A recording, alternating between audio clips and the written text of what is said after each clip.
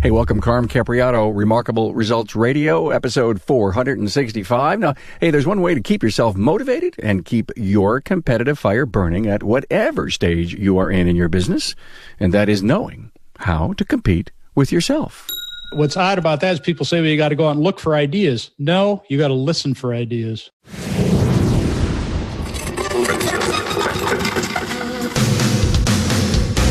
Welcome, aftermarketers, to Remarkable Results Radio. Listen to learn just one thing from today's episode on your journey to remarkable results.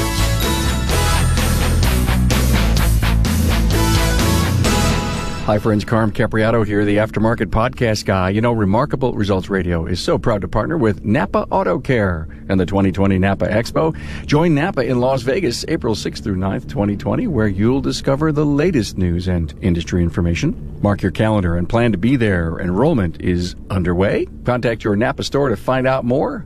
I hope to see you in Las Vegas. You know, in the business of the aftermarket, success can be seen and learned from every angle. The podcast is one great example. Many of us are always in search of information to boost our learning and improve ourselves and our businesses. I'm on a crusade to get this podcast to as many aftermarket professionals as I can. Your help would surely be appreciated. Please forward my newsletter or even share this episode from your listening app. Now, I know your colleagues will see undisputed value in these conversations and stories that will help shape their success. Hey, my guest, Tom Ham, with the help of his wife, Deb, is the creator and owner of Automotive Management Network, a 12,000-plus member website dedicated to the exchange of vehicle service management information. Tom and his wife also operate AutoCentric, an import specialty shop in Grand Rapids, Michigan. Find the talking points in Tom's bio and links to his previous episodes at remarkableresults.biz/E465. Hey, what pushes you out of bed in the morning? What's your motivation? And if you could you compete with yourself? Do you know how to be a better version of you today than yesterday? Well, here's a great quote from the Wizard of Oz that I feel is apropos and may just help you understand this concept of competing with yourself and understanding yourself. Now, I quote, "You've always had that power, my dear. You just had to learn it for yourself." I'm sure you remember that line. Now, the only person you should try to be better than is the person you were yesterday. Hey, a warm welcome to my friend, Tom Ham. Hey, Tom, how are you and Deb doing? Oh, we're doing pretty good. We're just having a real wild summer with all kinds of stuff going on, and we're getting through it in only a few more weeks, and we can relax again. You're going to go down to the southern compound, right? Yes, sir. Yes, we are. Great. Hey, you know, Tom and his wife, Deb, are the owner of Automotive Management Network, 12,000 plus members in this wonderful website. And, you know, it's all about the automotive and vehicle service management and information. And, you know, Tom also owns a shop, AutoCentric, in Grand Rapids, Michigan. And him and I always get together and we talk stuff. Fun stuff. We have a blast, and, you know, we communicate on some ideas. And I think you wrote an article that I loved, or I can't remember where this idea came from, but, you know, I just kind of boom, and I pick them from the sky and I say, let's talk about this. And, you know, one of the greatest things that I think we could go through to develop confidence and success in ourselves is to ask the question, can I compete with myself? We don't think about that. We look at everybody else and we don't look at ourselves and assess that as one of the competitors and see how we can, what can we do based on that? I am kind of like that person where I have to be better tomorrow than I was today and constantly improving and looking back and saying, was that good? Wasn't that good? How can I improve? And I think the message to our industry, Tom, that you and I so care about and broadcast to both you and your articles and all the stuff that you do at Automotive Management Network is to get this message out to our industry. Look in the mirror. That's your competition right there. Oh, yeah, absolutely. There's so many things that we do that we really don't look at, and we say, you know, are we doing this right? Could this be better? And instead, we're focused on somebody else, and we really should look in the mirror more and see exactly what we're doing. There's a great quote from the Wizard of Oz that I think would be so cool to continue our dialogue on this. You've always had the power, my dear. You just had to learn it for yourself. Boy, isn't that the truth? And I think that lends itself so perfectly to compete with yourself. And Tom, think about this. If you worry about the guy down the street or up on the road or the next town over, you're investing energy that you shouldn't be expelling. And we've talked about this and touched on this before too. Our standards are low, and that's how our mindset is, our frame of reference, especially when we look at the competition around us. Our standards in this industry are just low. They've traditionally been that way. And there's a few people that break out, but not very many do. The illustration that I've used before is if you look at auto repair service, and by service, I mean every aspect of the entire operation, not a narrow aspect, but every part of it. And you look at it on a scale of, say, 1 to 10. And you think, well, if I'm a little bit above average, I'm probably a 6 or a 7. But see, I don't think that's true. I think automotive is an industry where even though the scale is 1 to 10, our frame of reference is 1 to 5. So if we're 3 or 4, we think we're pretty good. And if we're 5, we think we're fantastic. But in reality, in the whole service world, that's not all that great. That's a great analogy. I love that. Lock the scale from 1 to 10 and don't be satisfied with a 5. Yeah, I think you're going to find the average in our industry is about 3, and you're going to find maybe it's in the single digits. The number of shops that are over a 5 in overall service is in the single digits, less than 10%. It's very few. So as I was preparing myself to sit down here in the virtual studio with you, Tom, and I was thinking about, okay, great concept. Don't compete. Can you compete with yourself? Can you win? And I started to think, well, how can we talk about what to do to get out of that slump, that we don't look at the guy down the road as our competition, don't expel any energy, no karma on that person. And I started to think about, well, maybe if I had a strategic plan, maybe if I had, if I was constantly tweaking my culture, I could work on my internal business and all the things that are going on, the family, the training, and continue to improve that all the time. Externally, I think it has a huge and profound effect on the industry and the customers. And if you're constantly looking to be better from yesterday on the individual basis and on the team basis. I like to think and look at everything. And by everything, I mean not just in the automotive world, but in the world in general. How many people really keep up with everything that's going on, and not in detail, but I mean all the things that are going on in technology and so on and so forth, and not just automotive. And then how can some of that possibly apply to what we do instead of just looking at our little automotive corner? Best practices is a term that's been around. A lot of people use it. I understand it. I get it. I think it was one of Harry Beckwith's books. His whole series of books started with Selling the Invisible, where I believe he talked about that. And he said, best practices, he says, don't mess around with best practices. You want to be way better than that. Yes. If you think about the really good, innovative companies, they didn't just look at what they're doing and what the industry's doing. How could they do it better? They thought of something totally outside of the outside of normal framework. We think, well, gee, we could ask customers. They say, no, that really doesn't even help either, because most customers, they don't know what they want. I think an example of that, if I mentioned to you before, nobody ever knew they wanted a Keurig till they came out with one.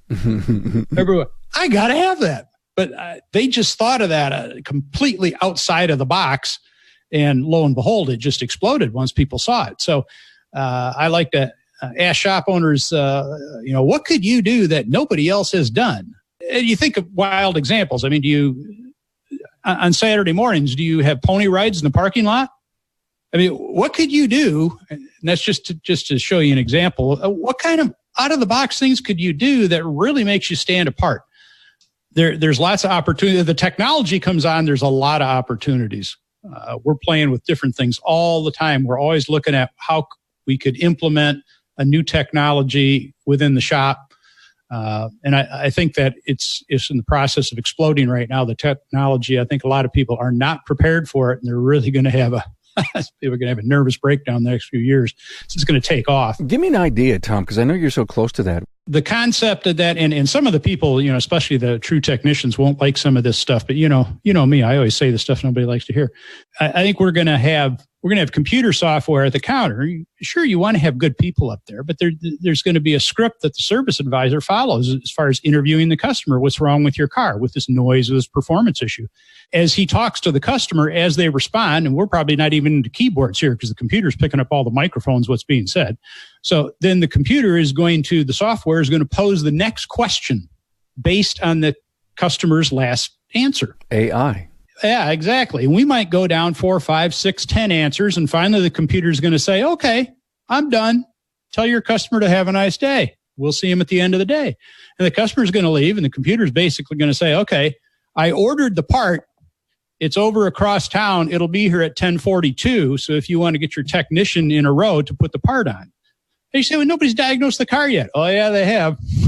It's already been diagnosed, and they got about a 99.6% accuracy rate. So, yeah, you might as well hang part. Just by listening, huh? Oh, my God. Well, okay. I guess you'd have to prove that one to me. That's coming faster than people think. And there's no doubt AI is going to be, I think, a huge impact. It's exciting to hear, about the whole counter and the sales thing. But, thinking about competing with yourself, one of the things that I'm bringing to the table in my thinking, Tom, is I've spoken about this before on shows about the Clifton's Strengths Finder 2.0 test. You go out and buy the book. It's like $17. You read the first 33 pages. You go into the back of it. You scratch off a certificate number. You sign on to the website. You take the test. 10, 15 minutes later, you have the results. And the remaining part of the book explains the individual strengths that the test gives you. And again, for buying the book, you get your top 5 strengths. I think there's 33 of them all together. And you can pay more to get all of your strengths listed in, descending order. When I took the test probably 5 years, maybe 6 years ago now, I looked at that test and I said, well, that's not me. And there was a whole reason. There's a whole reason I took the test, and I wanted the person who was going to read my test to think I was a different person than this. And so I really argued with it. And then when I became a podcaster, it didn't take long that I went to the shelf, took out, signed back on to Strengths Finders and looked at that. And I said, oh my God, that's me. How can I play to those strengths? You see, and my whole point was in not competing with yourself is to find what your strengths are and figure out how to build them. If you're going to compete, if you're looking in the mirror and you're saying, I am the best competition in the world, how can I find out what I can do to build the power of me? And I'm not talking about being egotistical here, but as a leader of a company, if those strengths, I may be the worst technician in the world, but a great leader. Well, then I need to lead. Absolutely. I think you make a good point. This is really what holds back the smaller shop owners. And it's themselves. And they've heard this before. And even as you grow, we've done significantly better. We keep doing better at our shop. The more that I take the things that I'm not good at and pass them off and spend my time on the things that I am good at, which is a lot more fun too. And a lot of us need to say, okay, let's take these parts of the business that I really love and work on those and hire other people. But it gets very difficult for shop owners to release the control of all those things that they're not that great at over to somebody else who's way more talented at them, because they got to have their finger and everything. Hey, it's Carm here with news about the new Napa Smart Sign, previously known as the digital menu board. I like to think of it like a silent salesman on a TV near your service desk. It's an easy way for you to increase customer awareness of your current promotions and educate them about needed repairs and service. In other words, having a Napa Smart Sign will supercharge your sales. Napa Auto Care tests have shown 1 out of 5 consumers ask for a repair or service they've seen on the board. And targeted promotions resulted in double-digit increases. One auto care shop owner said, I've received amazing feedback. Customers are actually asking for additional services they see on the screen. Now that's what I call getting results. You choose the content for your Napa Smart Sign from a library of auto care services and repair topics. The Smart Sign comes with preloaded content. Just about anything you can think of is available, from alternators and alignment to wiper blades and wheel bearings. There are over 150 topics to choose from. Templates can be customized with your location branding for a professional look. Some of the options include customer reviews from Kukui, Demand Force, or Mechanic Net, live news, and even the weather. Whatever content you choose, it's preloaded for you. Just as important, it's easy to change your services, prices, and video content anytime you'd like. Plus, the latest Napa national promotions are downloaded to you automatically. Of course, having a Napa Smart Sign gives your auto care center a professional, state-of-the-art look and feel that tells customers, I'm on top of my game. Now, that builds trust, which means recommendations are accepted more readily and customers spend more. Find out more about what Napa Smart Sign can do for your business. Talk with your servicing Napa store owner to find out more about the Smart Sign and all the other reasons to become part of the Napa Auto Care family, the largest network of independent repair shops in the country. You just mentioned the words micromanaging. I think we've done a show on that. Yeah, we did. We did a Town Hall Academy probably a month and a half ago on micromanaging. It was profound. I think in order for growth to happen in that area, and I'm no expert here, Tom, is you got to start somewhere. You've got to, maybe this is the episode that people are going to listen to and say, hey, you know what, frankly, I've got to let this go. Just one out of 150 things I own and I keep, and it's the center of my world, and let that slowly build, but it'll never happen if you don't have a plan. It'll never happen if you don't have a goal. And if you're going to compete with yourself, you have to have those values and goals and accountabilities. And it's almost like, Tom, teaching great leadership to people, because, they don't worry about the outside world. They worry about this child of theirs, their business, their team, their organization. It's theirs, and they want that entity to be better each and every day. Oh, yeah. One of the biggest ones is probably on that front counter. There's a lot of shop owners who should just stay away from the front counter. They shouldn't even show their face up there, just because that's not what they do well. They don't interact with people all that well. On a scale of 1 to 10, there may be a 5 on their best day, and they're a 3 on a lot of the others. Stay away, hire somebody who's really good at it. And that applies to everything else in the business, whether it's marketing or fixing the cars or whatever. In my case, I hire technicians because I'm not very good at fixing cars. But that's it sounds like you're talking about a really advanced disc test is what you're talking about, as far as the 33 different strengths, so on and so forth. It doesn't set you in a communications style. StrengthsFinder 2.0 doesn't say that you're a dominant person, you're an influencer. It basically one of my top 5 strengths is ideation, for example. Another one of them is responsibility. And I started to realize every time I sit and talk to somebody, all of a sudden, these boom, boom, boom bubbles just pop in my head. And I'm always coming up with ideas. And what I have to do, if I'm a good listener, is I have to shut up, sit on my hands, and hold those ideas in until it's appropriate time, or write them down and maybe use them again someday. But, I could watch a drama at night and having all these ideas just keep popping in my head. And I didn't realize how good I was at it until I accepted the fact that it was one of my strengths. And I said, wow, it's just because where do you come up with ideas for shows and ideas for, academies and people to interview, and having the passion to bring this resource to the industry? If I didn't, I wasn't passionate for it, I didn't have a responsibility to it, and I didn't have all these ideas that kept it fresh and alive. What's odd about that is people say, well, you got to go out and look for ideas. No, you got to listen for ideas. Oh, that's perfect. I love that. They're all out there. They're flooding you all day long, every day in the world we're in nowadays with all the communications technology, the people and everything else. They're out there. They're going by you. So you don't have to look for them. You just got to pay attention.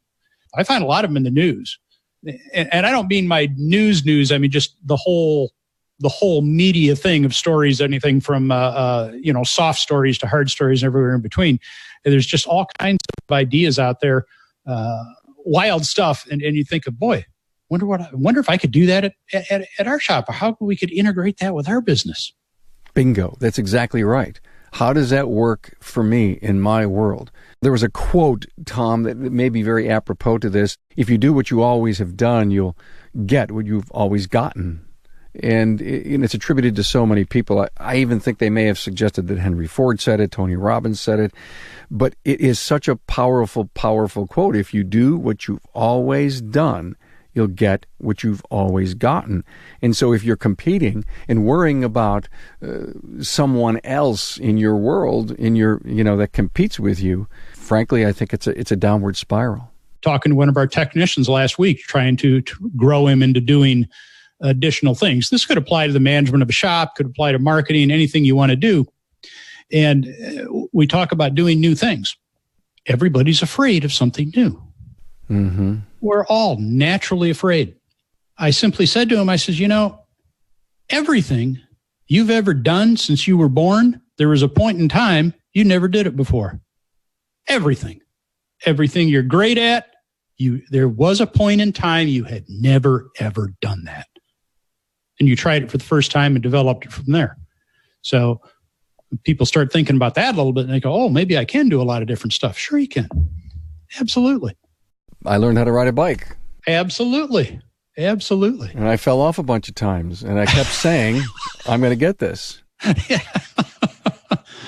And we do, and we get better at it. And that's a good point too, that we're talking about. If you keep falling off too much, maybe you should find some other talents. And the talents that you really do well, let's expand on those and give the other ones off to somebody else.